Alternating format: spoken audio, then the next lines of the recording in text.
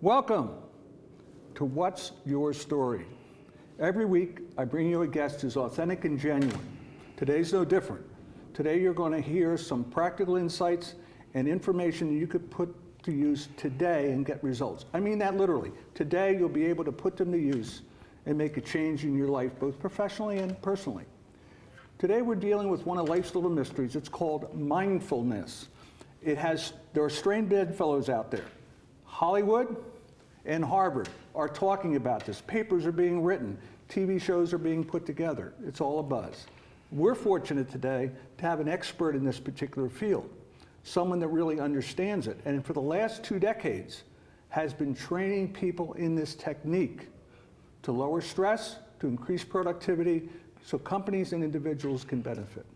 Today, my guest is Harriet Stein, CEO of Big Toe in the Water, LLC. Strange name, but don't worry, you're going to learn something today that you're really going to appreciate. Harriet, thank you so much. Thanks so much for coming on the show. Thank you very much. Let's get right to the point. What the heck do you do? Yeah, what I do is I go into companies and I teach people this practice, mindfulness, that has been around for thousands of years, mainly being taught in the eastern part of the world. Now the western part of the world realizes how to easily and quickly that they can increase their productivity and decrease their stress. There are big problems in business today from what I read. Okay, so why did you choose this particular line of work? I mean, where did you come from? You just didn't do this overnight. Right. So this has been a passion of mine my whole life. Even when I chose a major in college, it was psychobiology, how the mind and the body work together. And then my mother, who was 58 at the time, didn't drink, didn't smoke, was at her ideal weight, and got diagnosed with a type of cancer that was impacted by the immune system, and work stress was a very big contributor.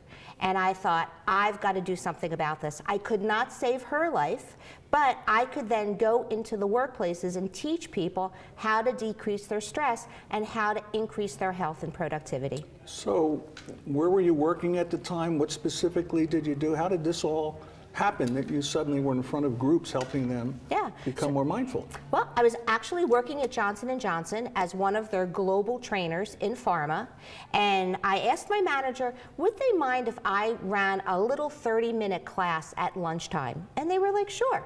So I did the 30-minute class. How many people were in the class? 2 people showed up the first week. Wow. 2. And then the next week, there weren't enough chairs in the conference room. So because of that, it built and built and just kept growing and growing and growing. I ended up having a class that went for 9 years. And yes, fortunately, one of my colleagues was a global senior director. And she said, what is this thing you're doing? What is this mindfulness? And it was very interesting because I did not know that she did not like to fly. And what happened was, she said, well, tell me about this program you learned how to teach. And I said, well, it's 8 weeks long and it's 2.5 hours a week. And she said, teach it to me now.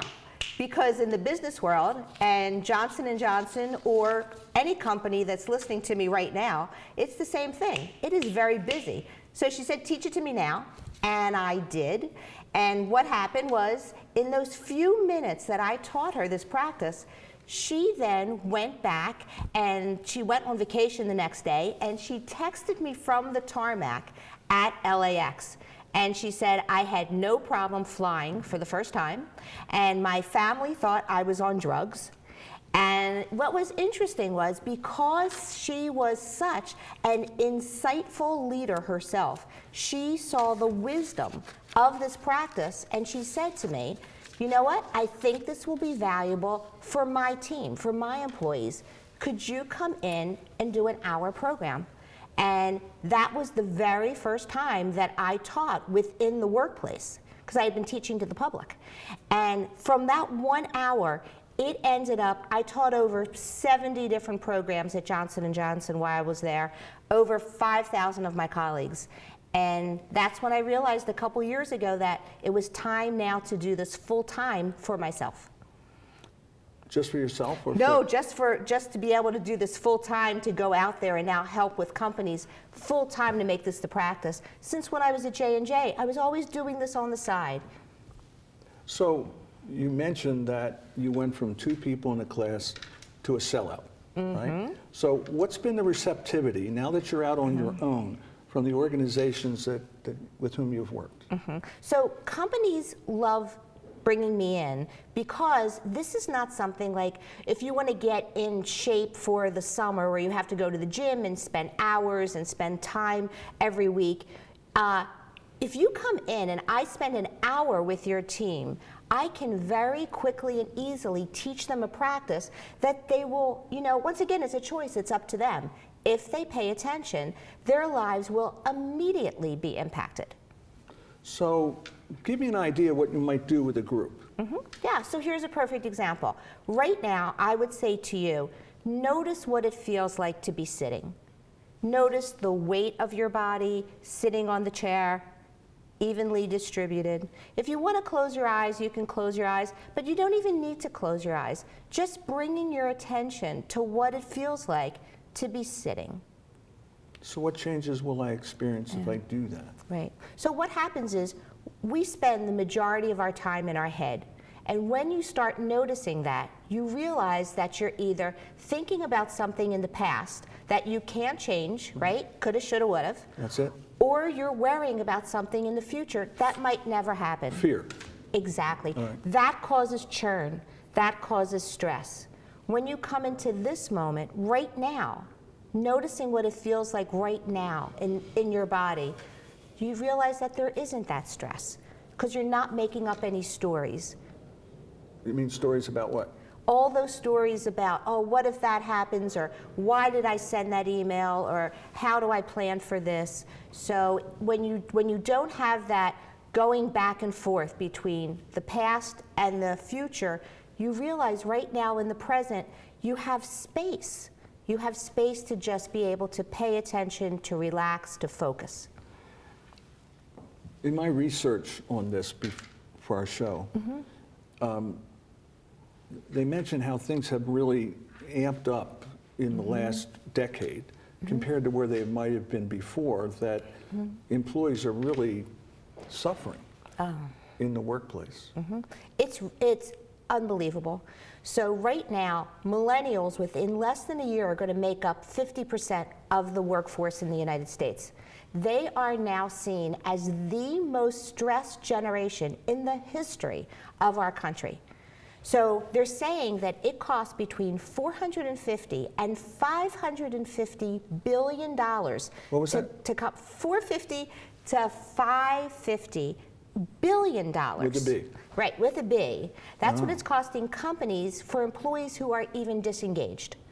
Mindfulness promotes engagement. And that's what you want to do. Everybody says, a lot of HR people that I speak with, directors, vice presidents, they're very concerned about employee recruitment and retention, right? This is a way that you can show value to your employees because you're supporting them. You realize that they're under a lot of stress, whether they're telling you or not. Do not let their smiles fool you. You know, they're dealing with a lot. I mean, if the financial stress, their family stress, it is a very complex world in which they are living. So I'm putting myself in the shoes of a millennial. I want to work someplace. And part of my evaluation, from what I understand, is not always about the money. It's about an environment in which I can go and grow and feel that I'm part of something and they're not taking care of me, but they're doing things that really benefit me. So this would fit right in there. 100%. And actually the Boston College Center for Work and Family did that research. Specifically, they did a millennial study several years ago, and they found that salary was not the #1 thing that millennials, that's not what they're choosing when they choose a workplace. It really is about the flexibility. They want to know that their employer is listening to them, that they're supporting them. So this very much goes in alignment with that. Have you ever heard anything negative? Did anybody push back on this? Who wouldn't want to do this based on what you're saying? Well, you know what? In the old days, it used to be considered woo-woo, right? People used to, that's what people would say, until they found out that this was not just being taught at, you know, places like, you know, Home Depot or Target or Google, or it was now being taught in Congress by one of the congressmen has been teaching mindfulness for quite a while there. People don't know about it, but it's a place that you'd really want to bring mindfulness to. The military, for over a decade now, has been teaching mindfulness to people. It used to be for people after they were deployed. Now they're doing it as in support of people in the military before even they're deployed. So now this is even a common practice in the military. What does it cost an organization to do something like this? It's literally, I mean, for them to bring me into a company like this, obviously it's not that expensive, because I'm not going to be going into a company and be there for weeks or months at a time. You know, my programs are right within the budget of every company I've ever worked with. So I'm going to use an adage that can apply in a lot of different ways, but in a way you're teaching the individual within that company how to take care of themselves, how to fish, as opposed to delivering dinner. They're learning how to do this on a day-to-day basis. Right, very much so. One of the people in one of my classes when I was at Johnson & Johnson said that she was sitting next to a colleague and they were both working. She was in my mindfulness class and the other person wasn't. And they both got an email at the same time from their vice president making a request. And all of a sudden, she noticed that her colleague was very upset and very angry, and how can he expect us to do this, and there's not a lot of time. Excuse me, whereas she said, oh, you know what, okay, all right, he wants us to do this. I'm just going to pause and notice what it feels like in my body, notice my thoughts, right? Notice my mood, right? And then she did it. She was able to accomplish exactly what he had wanted to do. How long did it take that person to learn that technique? Oh, it's fast. It's so quick. Literally, I've done programs for an hour, for over a decade now, and people are constantly telling me the impact that it has made. Once again, it's a practice. The more that people practice, the better it's going to be. For a program I did several times last year for a big company in Philadelphia, I said, could I do a half-a-day workshop? And they said no. And I said, could I do 1 hour a week with the same 30 employees for 4 weeks? And they said, of course. And they got extremely excellent feedback from that. From the employees? Right. Okay. So Exactly. the employees appreciated it. It was a low-cost benefit for the employees that helped the company. Oh, very much so. To me, this is a no-brainer. I know. We need to take a break, because a no-brainer is we need our sponsors to speak to our audience. So if you'll please come back in a few minutes with Harriet, there's more we want to explore here about mindfulness. Thank you. Be back soon. There you go, Richard. Oh, is that too hard for you? No. Is it too hard for you? Woo, we're playing catch now. Oh, shit.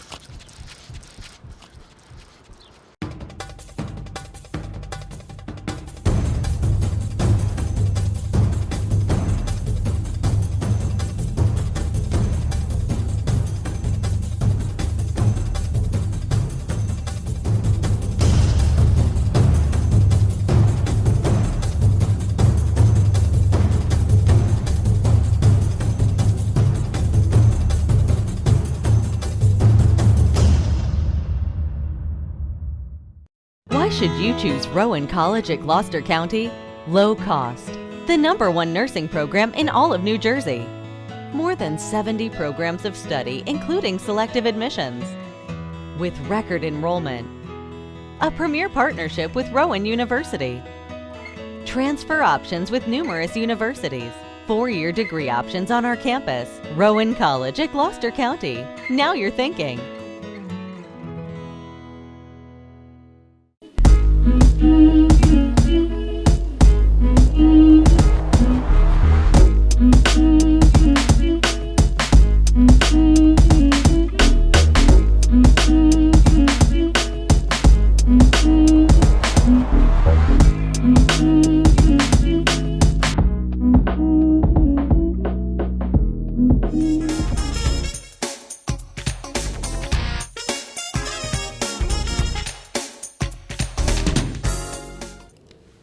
Welcome back.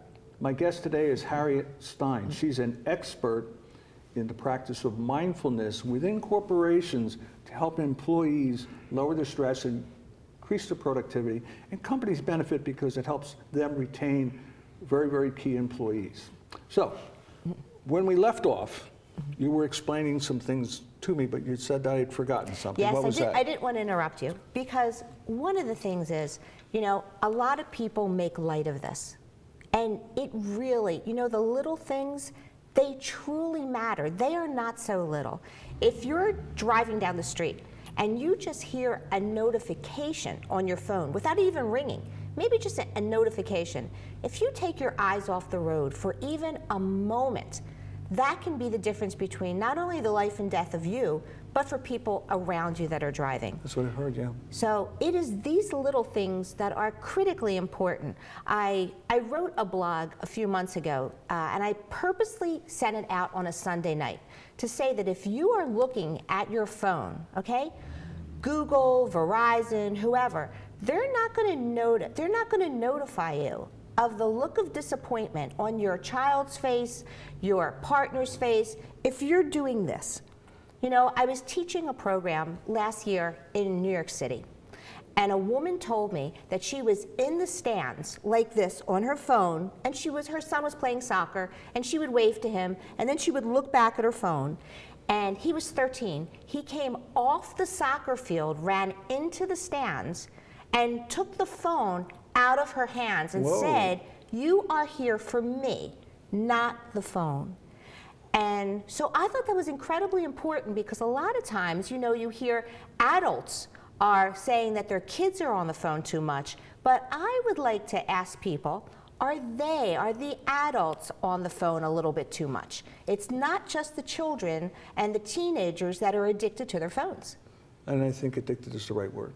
Mm-hmm. And so when we practice mindfulness, it'll make us more aware that we are one and the same with our phones. Right, exactly. time. And mindfulness is a practice of compassion. I always tell people, mindfulness, they're like, well, what is it? What exactly is it? I'm like, it's paying attention moment by moment on purpose, right? With non-judgment.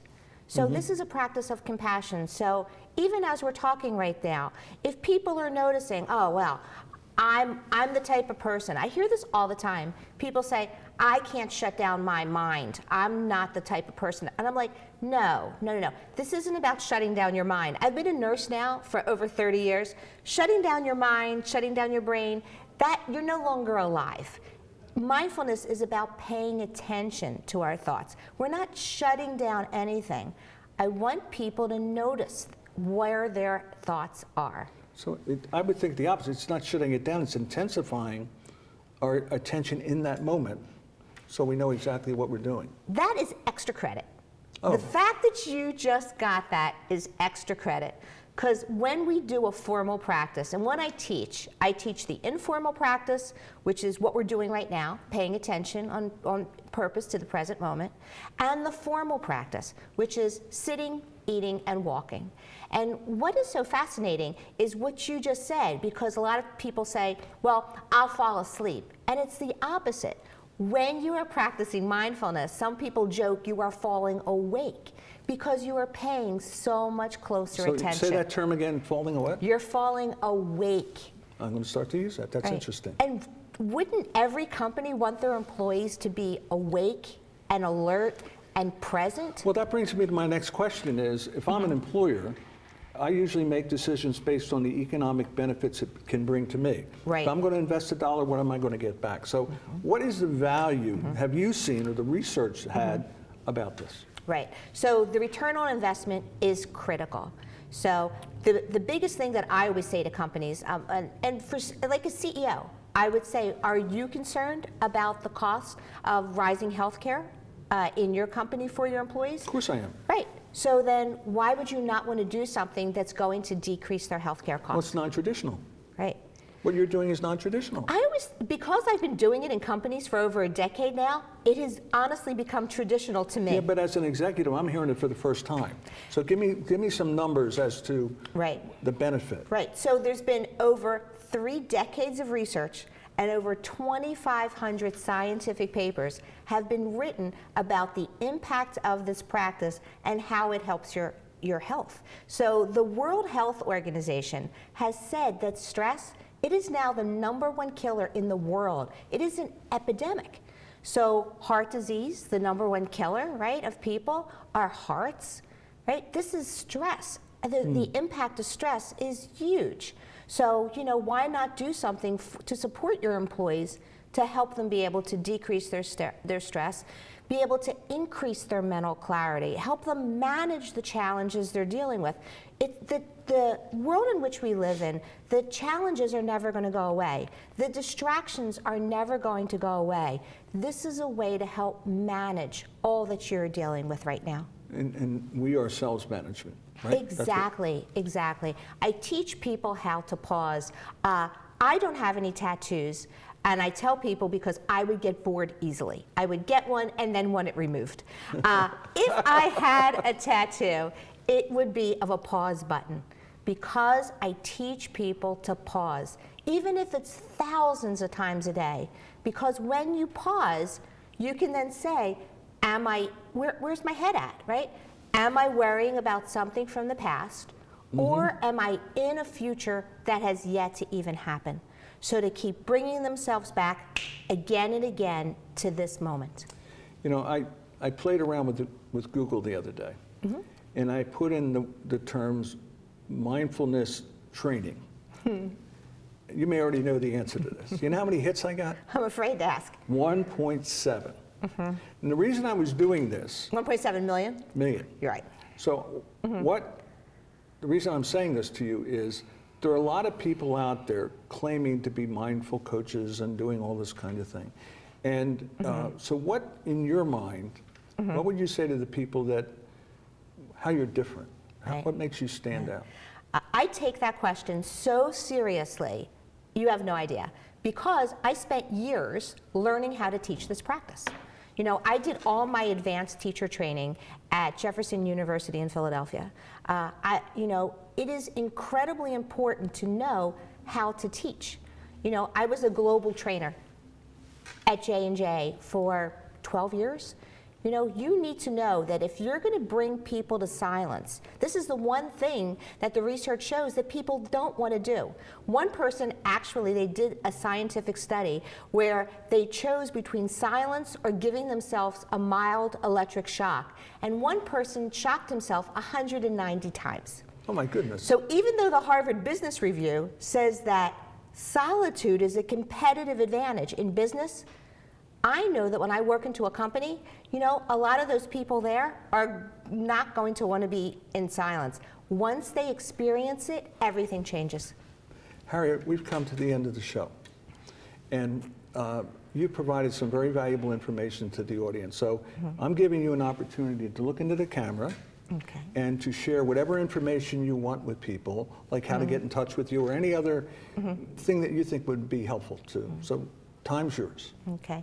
Well, if you have been paying attention right now, I would like to invite you to come and contact me. Let me know if anything I have said has resonated with you. If you're living a very stressed out life and you and your colleagues, or if you have employees that are stressed out, you want to increase their productivity, increase their mental clarity, you can easily contact me on my website, Big Toe in the Water, and I would invite you to do so because I would really like to know what you even thought about what I'm saying today.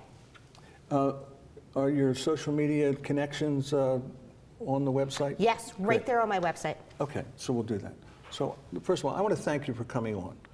This is a centuries-old skill or talent that is now very active in the 21st century. I wish you a lot of luck. Thank you so much, Charlie, for Thank allowing you. me to be here and share my passion. Thank you. You deserve it. Thank you. I want to thank you for tuning in. Next week, I'll have another guest who's authentic and genuine, and we'll have insights and practical information that you can put to use immediately in your professional and personal life. So again, thank you for tuning in, and till next time, be well. Thank you.